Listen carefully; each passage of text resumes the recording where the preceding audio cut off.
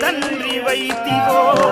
రెప్పచాటు కన్నీళ్ళే కష్టాలను మోసెరో తప్పులెన్ని ఉన్నాయో మన్నించి చేరదీయరో ఓర్వలేదు కలికాలం నాయి పయనం